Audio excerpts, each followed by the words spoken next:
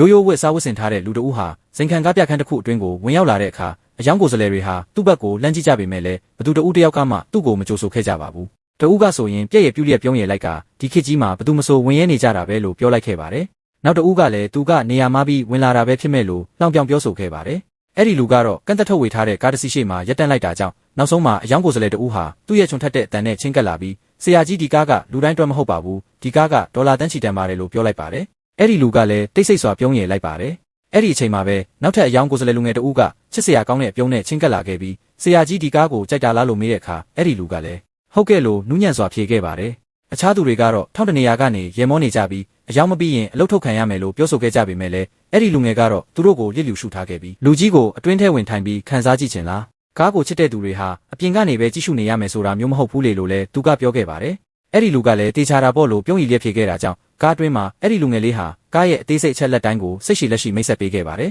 သူဟာဖိအားပေးတာမဟုတ်ပဲစိတ်အားထက်သန်စွာနဲ့အရာအလုံးကိုရှင်းပြခဲ့ပါတယ်ပြီးရင်အဲ့လူကဒီကားရောင်းတင်ပြီးရင်မင်းတို့ဘာဖြစ်မလဲလို့မေးခဲ့တဲ့အခါကောင်းတဲ့ကော်မရှင်ရမယ်အပြင်အချိန်ပြည့်ဝန်ထမ်းတစ်ယောက်ဖြစ်လာမယ်လို့လည်းအဲ့ဒီအယောင်ကိုယ်စားလှယ်လူငယ်ကဖြေခဲ့ပါတယ်အဲ့ဒီအခါလူကြီးကခေါင်းညိတ်ကပြုံးရည်လျက်ကောင်းတယ်လို့ပြောလိုက်ခဲ့ပါတယ်အဲ့ဒီလူငယ်ကတော့ဆက်ပြီးပြောခဲ့ပါတယ်မျောလင်းချက်မပြတ်ပါနဲ့ဆရာကြီးတနေ့ကျရင်ဆရာကြီးလည်းကိုပိုင်ကားတစ်စီးပိုင်ဆိုင်ရမှာပါဆိုပြီးတော့ပါအဲ့ဒီအခါကားအတွင်းမှာရေတံတွေပဲ့တင်ထက်နေခဲ့ပါတယ်ဒီလိုနဲ့သူတို့ဟာပြခန်းအတွင်းကိုပြန်ရောက်လာတဲ့အခါလူငယ်လေးကနှုတ်ဆက်ဖို့ပြင်ဆင်နေချိန်အဲ့ဒီလူကသူ့ရဲ့အိတ်ကက်ထဲကိုလက်ထက်ကအနက်ရောင်ကက်တစ်ခုထုတ်ယူလိုက်ပြီးဒီကက်နဲ့ငွေရှင်းလိုက်ပါနှစ်ရှည်ချင်းငွေမလိုပါဘူးကျွန်တော်ယူမယ်လို့တီတီငင်ငင်ပြောလိုက်ပါတယ်အဲ့ဒီအခါတခန်းလုံးတိတ်ဆိတ်သွားခဲ့ပြီးအဲ့ဒီလူကလည်းလူငယ်ရဲ့မျက်လုံးကိုကြည့်ပြီးကျွန်တော်ကိုမထီမဲ့မြင်မပြုတ်ခဲ့တာကျေးဇူးတင်ပါတယ်လို့နူးညံ့စွာပြောကြားခဲ့ပါတယ်ဘာလို့လဲဆိုရင်ဘဝမှာလူတဦးကိုသူတို့ရဲ့အတွင်ပြင်တိုင်းမဟုတ်ပဲဘလို့ဆက်ဆံနေဆိုတာကပိုပြီးရေးကြီးတာကြောင့်ဖြစ်ပါတယ်